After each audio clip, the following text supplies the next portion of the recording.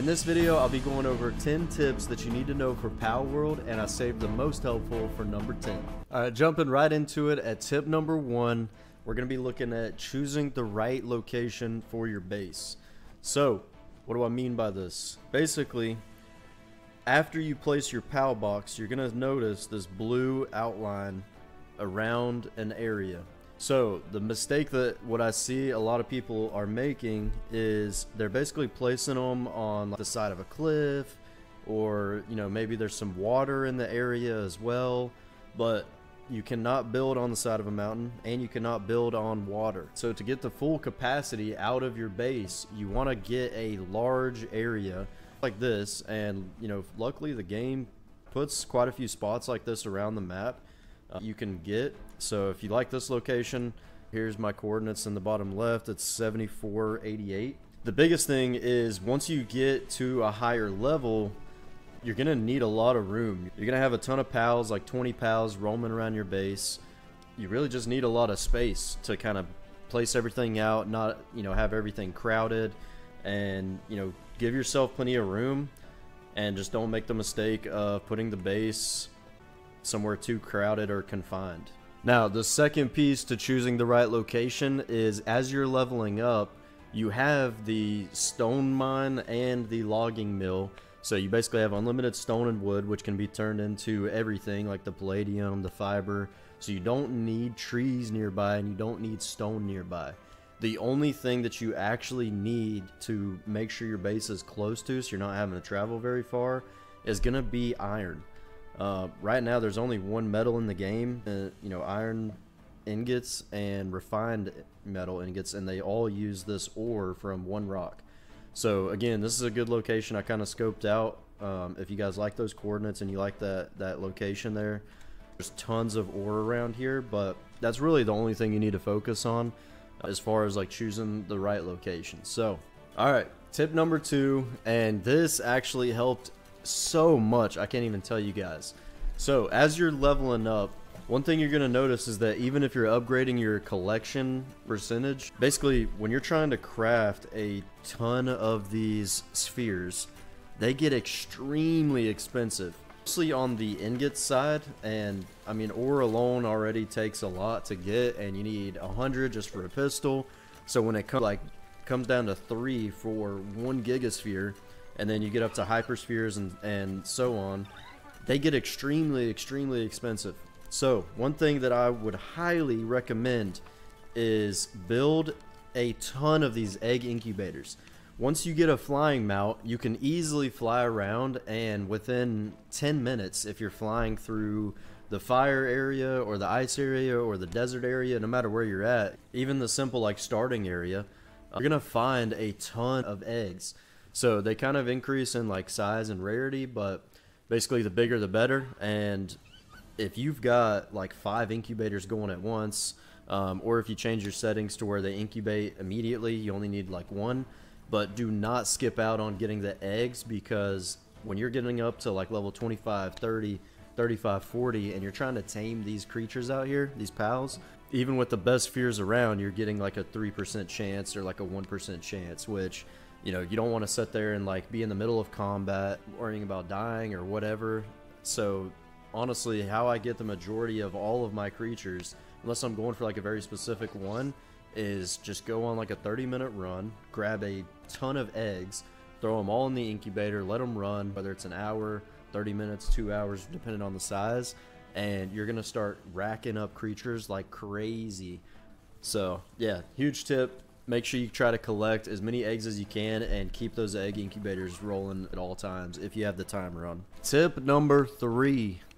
Alright, so early on in the game, there's really only a couple different types of pals that you need to really get your base automated and rolling, where everything's kind of on autopilot. So you need wood, you need stone, and you need food. So to do that, there's a ton of different creatures. So honestly, I can name very specific ones, but really if you just look at the traits, kind of the easiest route to go about it, because there's so many. So when you look at it, basically you want to focus on at least having 1 of each of these. You need at least 1 pal that can do mining, Early on, I was using these cativas because they're really good at, they just have mining and handwork. So when it comes to getting unlimited food, you need at least one POW that has the planting trait. Right here you can see on the monkey, the little sapling, he has a 1 on it, not the leaves, the sapling. That means he is able to plant at any, whether it's berries, wheat, whatever. And then early on for the wood gathering, I was using these deers because they're usually spawn in around like level 10, 11. And they actually have 2 on the wood gathering trait. So they gather wood like madmen. And it helps a ton to automate the wood process. And then really the last one that you need is a watering one, which I just used this penguin early on. I think they spawn in at like level 3 or 4. So the penguin, the cativas, and the deer, and your base is basically automated at that point. So that's really like the starting ones that you need. But you know, obviously as you get a bigger base, these fox sparks, because you're going to need fire pretty quickly to start getting ingots. The lowest level fire creature that you can get that will be able to blast the furnace. Now tip number 4, we're going to be talking about the statues. So as you're roaming the map, you're going to find these things called Liftmonk effigies. You can use those to increase your capture power. Every single one of them you find, I don't care what you're doing, what you're in the middle of, go grab it. There's so many across the map, and basically as you're exploring, you're going to run into an endless amount. Just grab them. I know it's like, it gets to be like a nuisance eventually, but when you start getting up to these like level, even at level 3, it's taking 15 just to move up to level 4. So it starts increasing extremely fast. But apart from that, you can also enhance your POWs by getting POW souls at different ranks here. So what I would recommend with the POW souls is starting out, you can spend like 1, and then it goes 2, and then 3, and then 4, and then it switches to the purple, and then it switches same thing, and then it switches to the yellow. So what I would recommend is saving them all, because really even at level 36 and the amount of time that I've played the game, I only had enough to get one POW to up to 24% on damage. And I actually chose the Wixen because it seemed, ever since I got one, I got him first at like level 20. Ever since then, he's basically had the highest damage of any POW that I've came across. Base stats. So I just pumped all of mine into damage for him. If you want to go more of like a tank build and rely on yourself, I would actually recommend the Mamorists. They have a ton of base health, and it all goes off percentage. So the higher the base stat, if you're getting a percentage boost on it, the more it's going to boost that one trait. But obviously you can reset them for gold, but look how much this costs. If I were to reset my Wixen right now, it's going to cost me 36,000 gold, right? And at level 36, yeah, like you can go around, get a ton of chests and get gold pretty easily because you can fly fast, but it's still expensive, right? And then that's money that I could be buying stuff from like the trader or whatever. So save the time, save your souls until you get a really good POW that you want to really invest in, and that way you don't have to worry about the gold aspect. Now tip number 5. So when you're traveling this world, right, you can get these saddles, you can get a bunch of stuff, but the very first flying creature that you can get is the Nightwing's saddle. You can get this at level 15. It's extremely cheap to make, only 15 ingots, some leather, some cloth, whatever. It doesn't take a lot, but at level 15 you can immediately start flying around the map. So you can basically find these if you start out here on this island. I found the very first ones literally right over here by the Rain Syndicate tower entrance, but I cannot tell you guys how important flying is in this game. The terrain is kind of ridiculous. There's a ton of mountains and everything, but if you go back to the earlier tip that I gave you about getting the eggs, if you start flying, you can immediately start flying around the map and getting those eggs and keep those egg incubators full. And that way, you've got so many POWs cranking out for you guys, and it's going to be ridiculous. But the big tip here is I would honestly try to rush to 15. Don't even worry about any other POWs other than like the ones you need to kind of automate the base. But as soon as you hit level 15, go tame, go capture a Nightwing and get the saddle immediately so that you can start flying and really explore this world, because honestly, the world is kind of beautiful. I'm not gonna lie to you guys. But that's tip number 5. All right, tip number 6, boss fights. This is a big part of the game. They're actually really fun. They're all pretty different and unique in their own way. But what I'll say is, if you're kind of new to the combat, you're kind of worried, oh, I'm not really ready for that yet. Don't worry. I actually had never experienced this until I fought the first boss, but your pals actually cannot die. Yeah, you heard me right. They can't die. What I mean by that is they actually can die in combat, but all you have to do is basically go back to your pal box, throw them on your pal box, and it takes 10 minutes and they heal back up.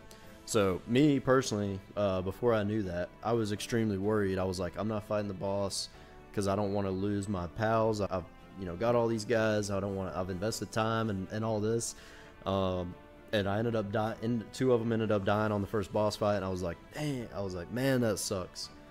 But yeah, you can heal them back up. So what I want to tell you guys here for the boss fights, make sure you bring all of your strongest pals with you.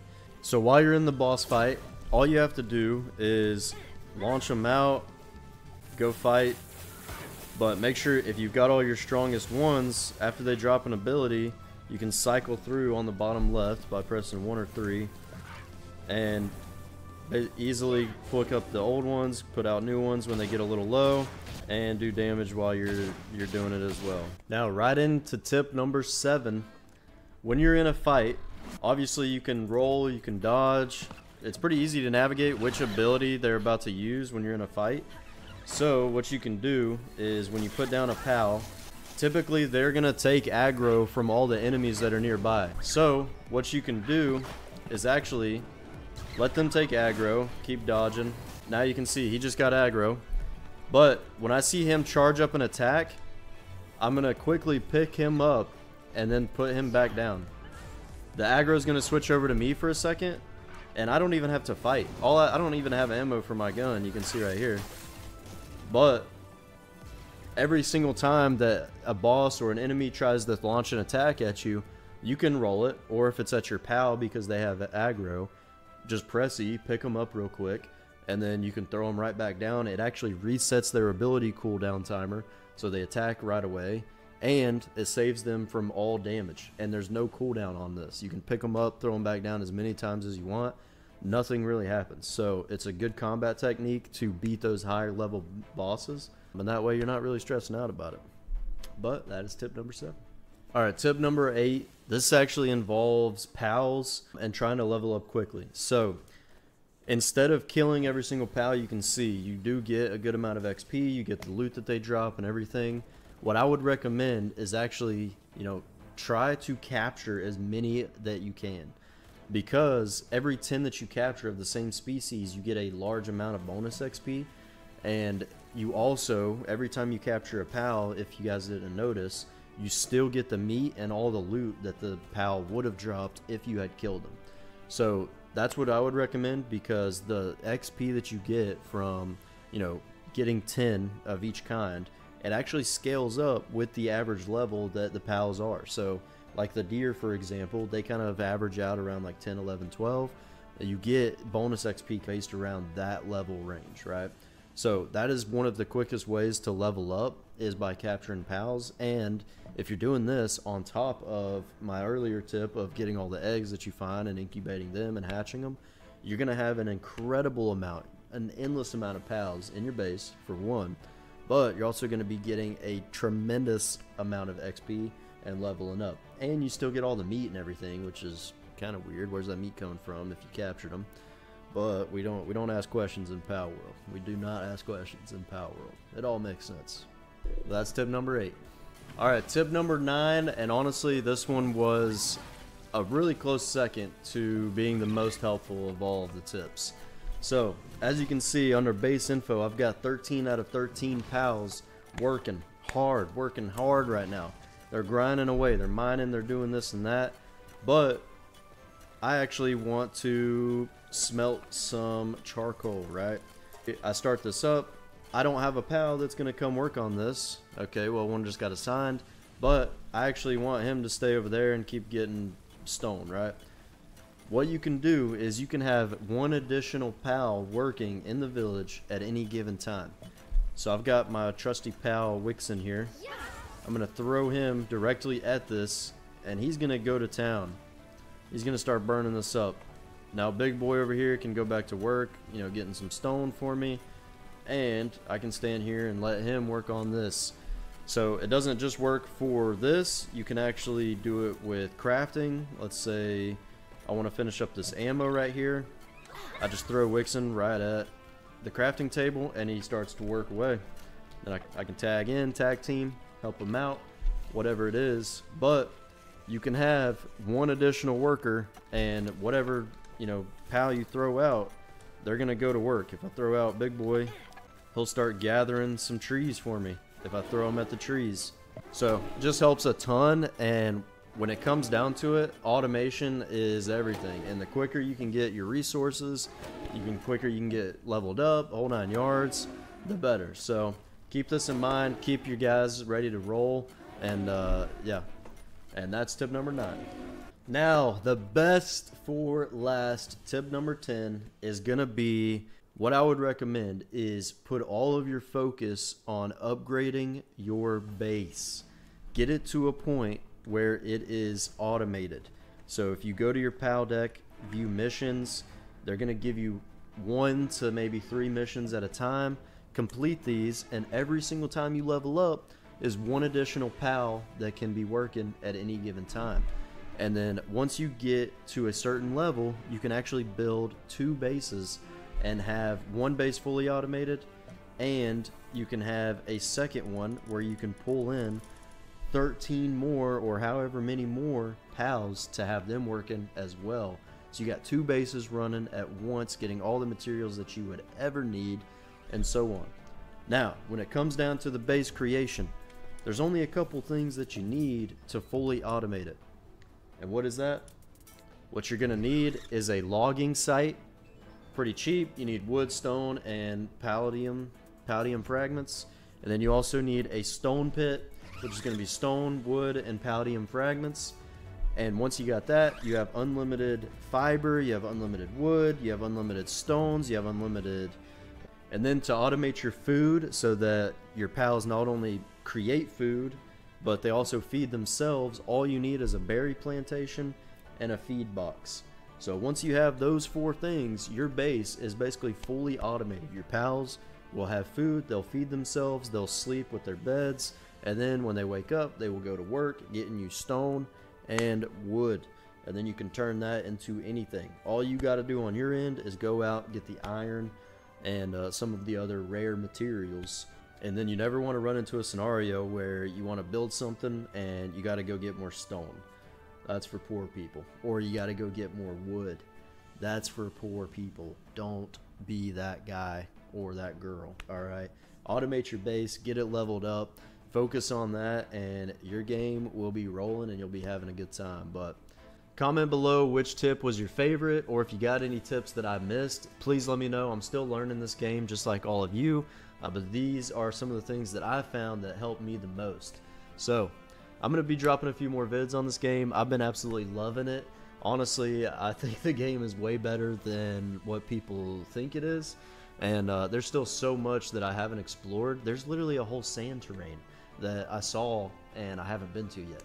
So I'm excited. I want to keep playing this, and I'm going to catch you guys in the next video.